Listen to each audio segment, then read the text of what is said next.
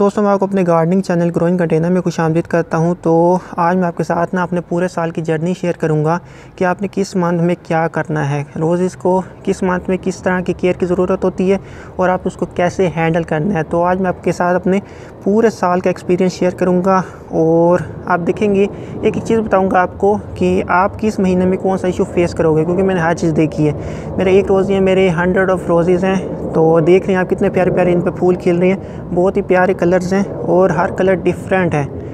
ये देख रहे हैं आपको कितना रंग बिरंगा मेरा गार्डन लग रहा है। ये आपको एक साइड से दिखा रहा हूँ, दूसरी साइड से भी ऐसा व्यू दिखता है, वो और तरह का दिखता है, यहाँ से और तरह का दिखता है। तो चलिए वीडियो को स्टार्ट करते हैं। तो सबसे पहले आपने ना रोज़ेज़ ले के कब आने हैं। तो रोज़ेज़ को लेने का बेस्ट टाइम जो होता है ना वो जनवरी होता है। जनवरी में नर्सरी वालों के पास बेस्ट रोज़ेज़ आती हैं। क्यों आती हैं? क्योंकि ये नर्सरी में तो 15 नवंबर के बाद ही आने लग जाती हैं। अगर मौसम ठंडा हो तो नवंबर में शुरू में भी आने लग जाती हैं।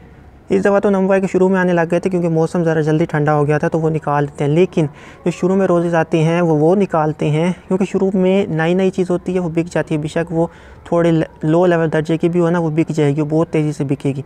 इसी वजह से ना वो अपने ना छोटे छोटे रोज़ेज़ को फार्मर क्या करते हैं, निकाल के नर्सरी में पहुंचा देते हैं और नर्सरी में वो बहुत ही जल्दी बिकते हैं क्योंकि नई चीज़ होती है। साल बाद लोग देख रहे होते हैं तो लोग अट्रैक्ट होते हैं, तो वो परचेज़ कर लेते हैं। लेकिन उनके जो रियल रोज़ेज़ होते हैं ना वो एंड में सेव करते हैं, क्योंकि एंड में ना जब सीज़न जाने वाला होता है तो चीज़ मुश्किल से बिकती है। तो अपने बेस्ट रोज़ेज़ बाद में निकालते हैं। इसी वजह से निकालते हैं क्योंकि वो बिक जाएँ। बड़े बड़े रोज़ेज़ होते हैं, बड़े प्यारे रोज़ेज़ होते हैं, हाइट भी उनकी अच्छी होती है। ये मैंने खुद नोट किया। तो जनवरी में रोज़ेज़ लेके आने, ये जल्दी नहीं करने, कुछ नहीं होता, आपको हर वैरायटी मिलेगी जनवरी में। ये नहीं कि नवंबर में एक वैरायटी आएगी दोबारा नहीं आएगी, हर वैरायटी दोबारा आएगी और उससे अच्छी आएगी। तो ये बात याद रखना। लेकिन अच्छी नर्सरी पे जाना, ये नहीं कि छोटी लेवल पे चल जाए। छोटे मोटे ना इतने ज़्यादा नहीं लाते, जो ज़रा बड़ी हो ना अच्छी नर्सरी हो वो लेके आते हैं।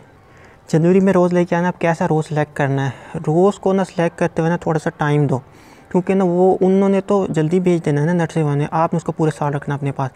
तो एक एक चीज़ नोट करो। यूजली तौर पे ऐसा रोज़ चूज़ करो जिसकी ना हाइट थोड़ी अच्छी हो और ब्रांचेस ज़्यादा निकली हुई हो।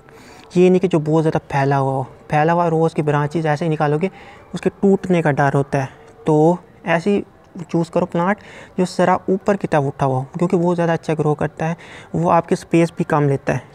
तो ऐसा प्लांट चूज़ करना हो। ऐसा प्लांट चूज़ करो जिसकी ना नीचे से ना ये जो वो नहीं होता ग्राफ्टिंग पोर्शन के नीचे से जो पोर्शन होता है वो ज़्यादा मोटा ना हो, क्योंकि जितना ज़्यादा वो मोटा होगा उसका मतलब ये है कि जो नीचे वो लगाते हैं ना वो जंगली रोज़, वो ज़्यादा देर तक ज़मीन में रहा है। वो जितनी ज़्यादा देर तक ज़मीन में रहा है इसका मतलब उसकी जड़ उतनी ज़्यादा नीचे मोटी गई है। जितनी ज़्यादा नीचे मोटी जड़ जाती है तो ऊपर फाइबर रूट बनना बंद हो जाती हैं, तो उसकी फाइबर रूट उतनी ही कम होती हैं जितनी उसकी टहनी मोटी होती है। तो मोटी टहनी वाले को सिलेक्ट नहीं करना, बारीक टहनी वाले को सेलेक्ट करना है। और ऐसा सेलेक्ट करना, ये नहीं कि बारीक टहनी को पतली से उठा के आ जाओ, ऐसा नहीं करना। ज़रा मीडियम लेवल का हो, प्लांट अच्छा हो, ग्रोथ निकाली हुई हो प्लांट ने। लेकिन कभी कभी ऐसा होता है कि मोटी टहनी वालों ने ज़्यादा ग्रोथ निकाली होती है क्योंकि वो प्लांट की रूट्स ज़्यादा ज़मीन में होते हैं। लेकिन बहुत ज़्यादा मोटी टहनी सेलेक्ट नहीं करनी, बिलीव मी, उसके पत्ते जल्दी झड़ेंगे, वो जल्दी मरने के चांसेस होंगे उसके। तो थोड़ी सी बहुत ज़्यादा बारीक भी नहीं, मीडियम टहनी लेनी है कि इतनी बारीक ले आओ कि वो टूट ही जाए आते आते। मीडियम टहनी लेनी है। अच्छा रोज़ सेलेक्ट करना है, सीधे वाला सेलेक्ट करना है। ये देखो ये वैरायटी है ना इंग्लिश रोज़ की, ये येलो कलर का रोज़ है जो बाद में रेडिश हो जाता है, आपको दिखाऊंगा अभी। तो ये ऊपर की तरफ उठता है, ऐसे रोज़ लाओ। ये देखो ये हाइब्रिड की वैरायटी ये ऊपर की तरफ उठती है। तो ऐसे ये देखो अभी ये ब्लैक टाइगर रोज़ है जो कि अभी यहाँ पर नहीं दिख रहा। ये देखिए ये रहा, ये ब्लैक टाइगर रोज़ है, ये भी ऊपर की तरफ उठता है। तो ऐसे रोज़ लाओ जो ऊपर की तरफ उठते हैं, क्योंकि ये देखो ऊपर से ऊपर की तरफ उठते हुए अच्छे लगते हैं। तो ऐसे रोज़ेज़ सेलेक्ट करनी है। सेलेक्ट कर लिया हमने रोज़ेज़, अब हम उसको घर ले आए। घर में ले आए तो अच्छा ये वाला रोज़ लाना है जो गाची में लगाओ, ये नहीं लाना जो 1 साल पुराना गमले में लगाओ, क्योंकि वो नर्सरी में रहा था, उसको नर्सरी में बीमारियां भी लगी होंगी। जो फार्मर लेके जाते हैं वो प्रोफेशनल होते हैं, उनको पता होता है उनके रोज़ेज़ को बीमारी नहीं होती। जितना यंग रोज़ होगा उतना अच्छा है। बड़े बड़े प्लांट की तरफ ना जाओ। मैं भी पहले ये गलती करता था, मुझे बड़े बड़े प्लांट लेने का शौक़ था, लेकिन बिलीव मी बड़े प्लांट्स में जहाँ जाओ उनकी लाइफ कम होती है। जो छोटे प्लांट यंग प्लांट होते हैं उनकी लाइफ ज़्यादा होती है, वो अच्छी ग्रो करते हैं, आपके यहाँ आपकी कंडीशन को अच्छी तरह हैंडल कर लेते हैं, क्योंकि वो न्यू रोज़ होते हैं। ठीक हो गया, पुराने रोज़ नहीं लाने, जो ज़मीन से निकले नए रोज़ हो वो लेके आने। और ऐसी टहनी जिनकी मीडियम टहनी हो, नर्सरी से लेके आ गए घर में अब लेके आकर ना आप लोग क्या करते हैं कि उसकी जो गाची होती है ना उसको उखाड़ने लग जाते हैं पानी में घोल के उसकी मिट्टी को, क्योंकि मिट्टी बहुत सख्त होती है। तो ऐसा बिल्कुल भी नहीं करना, प्लांट आपका मर जाएगा। जो उसकी हल्की सी छोटी सी फाइबर रूट उस सख्त मिट्टी में है ना, जिसकी वजह से वो ज़िंदा था अभी तक, तो वो नहीं रहेंगे। जब उसको पानी में घोल के वो करोगे तो उसके मरने के चांसेस नियर अबाउट 90% हो जाएंगे। 10% होगा कि वो बच जाए। तो उसको उसी मिट्टी मिला के कोशिश करना है कि उसका वो रूट बॉल ना टूटे।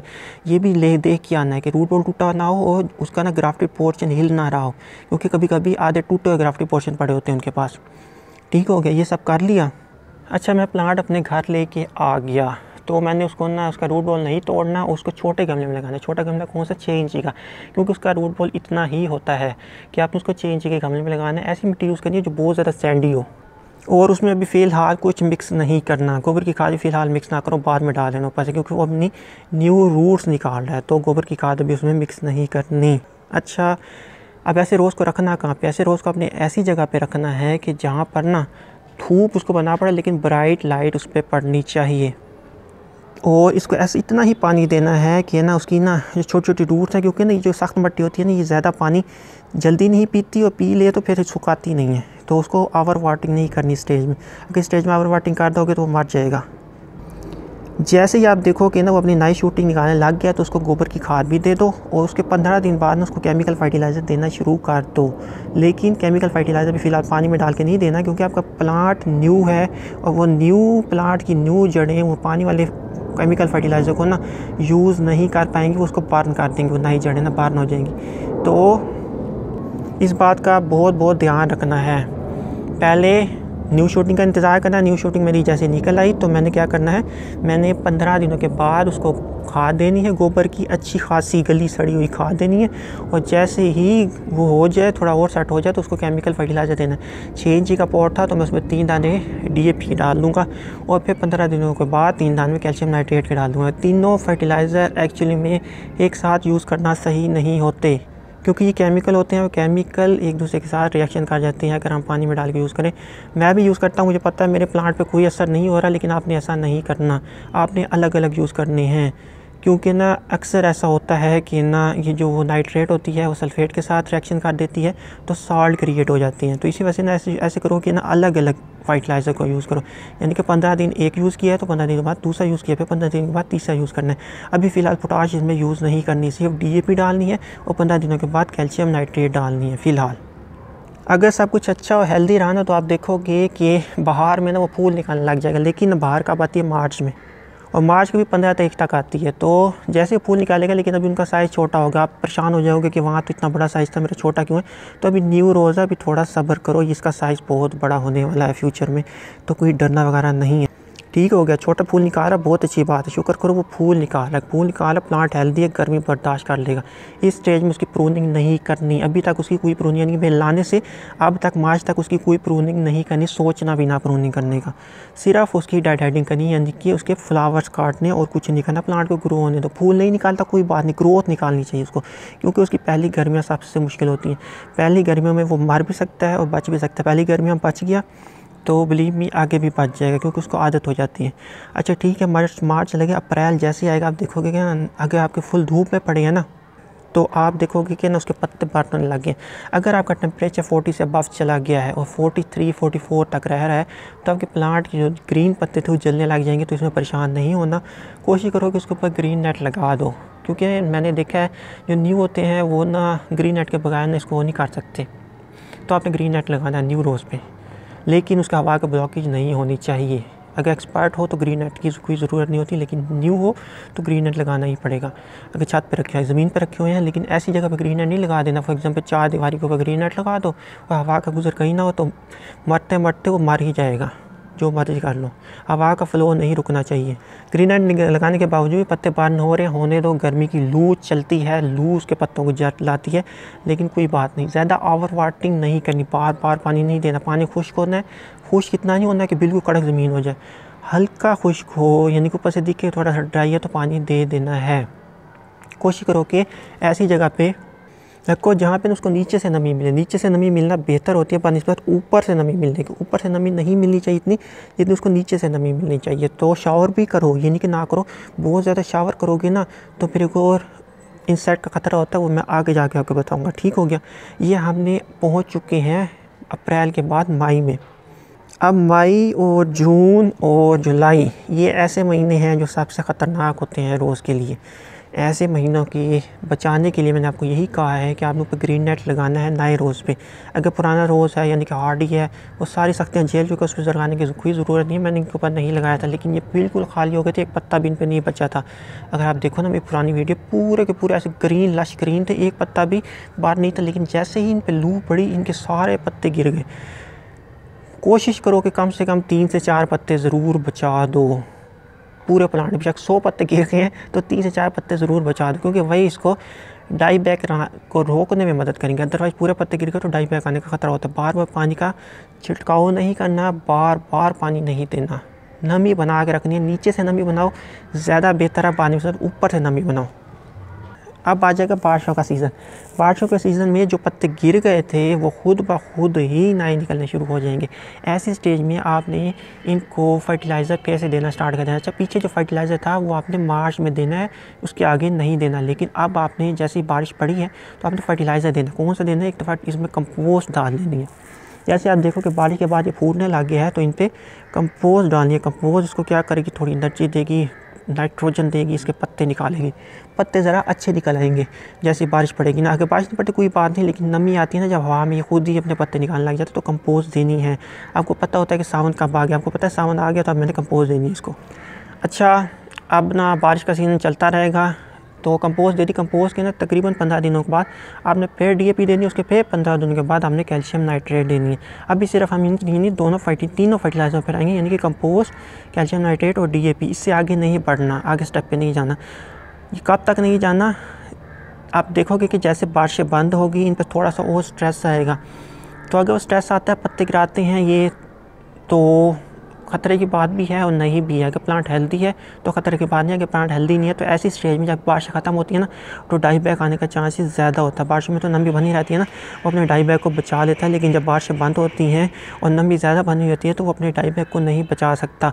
पौधे एक्चुअली में इस स्टेज में बढ़ते हैं, यानी कि अक्टूबर में जाके बढ़ते हैं और किसी किसी जगह सितंबर में भी मरने लग जाते हैं। हालांकि सावन गुजार चुके थे, लेकिन उस सावन ने उनकी जड़ों को गाल दिया होता पानी डाल डाल के। तो अगर आप और ज़्यादा नमी बनाओगे तो उसकी जड़ें गाल जाएगी। तो ऐसे स्टेज में नमी को थोड़ा कम कर देना जब सावन जा रहा हो ना, क्योंकि सावन में तो आप नहीं रोक सकते ना। नमी को कम कर देना, पौधे को थोड़ा सुखाना है ताकि वो अपने पत्ते गिरा सके, क्योंकि हमने अक्टूबर में उसकी प्रूनिंग करनी है। ठीक हो गया। अब ऐसी स्टेज में ना एक कीड़ा हमला करता है, वो होता है स्लग होता है। स्नेल भी करते हैं, लेकिन जो स्लग होता है ना वो करता है, और स्नेल भी करते हैं वो नीचे से करते हैं, तो उनको भी आपने रोकना। ये भी नमी में पैदा होते हैं। और एक और कीड़ा होता है जो उसकी टहनियों के साथ चिपक जाता है, वो भी नमी में पैदा होता है। तो इन सब कीड़ों से बचाने के लिए आपने सावन के बाद बहुत ज़्यादा नमी नहीं बनानी, उसके अंदर हवा का गुज़र होना चाहिए प्लांट के अंदर ना। आपको दिखाऊं मैं कि मेरे प्लांट के अंदर हवा का गुज़र बना हुआ है। मैंने इसकी ऐसे प्रूनिंग की थी कि इसमें कभी भी हवा का गुज़र रुके ना।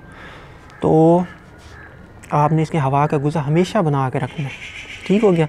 अब जो है ना, फॉर एग्जांपल सावन चला गया तो मैंने अब फर्टिलाइज़र थोड़े रोक देनी है 1 महीने के लिए। उसको थोड़ा सा मैंने डोरमेंसी में लेके जाना है। अगर जाता है तो, अगर बारिश होती रह गई है तो फिर नहीं जाएगा। अगर जाता है तो लेके जाओ, क्योंकि पत्ते गिराना आपके लिए अज़ाब बन जाएगा इसका। आपने कोशिश करनी है कि अपने पत्ते खुद गिराए, लेकिन अगर आपने गिराए तो इसका अज़ाब बन जाएगा। बिलीव मी, मैंने खुद गिराए थे, अज़ाब बन गए थे मेरे पे। तो कोशिश करो कि इसको नमी कम देना शुरू कर दो जैसे ही बारिश ख़त्म हो, क्योंकि 15 अक्टूबर के बाद हमें इसकी प्रूनिंग करनी है। अच्छा, प्रूनिंग किस प्लांट की करनी है? कुछ प्लांट होते हैं बहुत ज़्यादा ग्रोथ ले लेती हैं, जैसे कि ब्लैक टाइगर और ब्लैक पकारा, बड़ी ग्रोथ उठाती हैं, अग्रेसिव ग्रो करती हैं। मिनीचर बहुत अग्रेसिव ग्रो करते हैं, फैलते हैं। तो ऐसे प्लांट की प्रूनिंग आप कर सकते हो। कितनी कर सकते हो? प्लांट अगर 4.5 फुट तक पहुँच गया एक सीज़न में आपके, क्योंकि आपके वहाँ पहुँच सकता है, कुछ वैरायटी ऐसी होती है जो पहुँच जाती है, उसको आपने ना 3.5 या 3 फुट करना, सिर्फ आधा फुट काटना है। क्योंकि अभी वो नया प्लांट है, ये ना समझो कि वो पुराना हो गया, अभी वो नया बेबी है वो। तो कम से कम 3 या 3.5 फुट तक रखो। अगर 4 फुट का हो गया, अगर है ही 3.5 फुट का, छोड़ दो जैसा है, कोई प्रूनिंग नहीं करनी, छोड़ दो उसे अपने हाल पे। इस साल आपने उसकी कोई प्रूनिंग नहीं करनी। अगर 3.5 फुट तक का है, अगर 3.5 फुट से छोटा है, मुझे हमारा तो बहुत छोटा प्लांट है, 1 फुट तक बड़ा ही नहीं हुआ, कुछ ही बात नहीं प्रूनिंग करनी, छोड़ दो उसको अपने हाल पे। जैसे ही अक्टूबर के बाद नवंबर आएगा वो अपनी नई ग्रोथ निकालने लग जाएगा। लेकिन अगर आपका ना फॉर एग्जांपल दूसरे साल पहुंच चुकी हो तो फिर आपको प्रूनिंग करनी पड़ेगी। प्रूनिंग कब करनी है? अगर आपके यहाँ ना थ्रिप्स का बहुत अटैक है, यानी कि थ्रिप्स बहुत अटैक करते हैं, पत्ते मुड़े हुए हैं, आपके पत्ते मुड़ गए गर्मी में, तो फिर आपको 15 अक्टूबर के बाद प्रूनिंग करनी है। लेकिन अगर आपके पत्ते नहीं मुड़े तो अक्टूबर के स्टार्ट में प्रूनिंग करनी है। ये बात ध्यान रखना, क्योंकि अगर अक्टूबर स्टार्टिंग प्रूनिंग कर दोगे और आपके पत्ते मुड़े हुए थे तो वो दोबारा मुड़ जाएंगे, जितने मर्जी वो कर दो स्प्रे वगैरह। घर में आप इतने स्प्रे का मैनेजमेंट नहीं कर सकते, तो जितनी ही लेट प्रूनिंग करोगे उतना अच्छा। अगर आपके यहाँ थ्रिप्स का अटैक बहुत होता है, खासतौर पर ज़मीन पर जो प्लांट पड़े होते हैं ना, उनमें इंसेक्ट के अटैक ज़्यादा होते हैं, 50 से 60% ज़्यादा होते हैं जो छत पे पड़े होते हैं। ये बात याद रखना।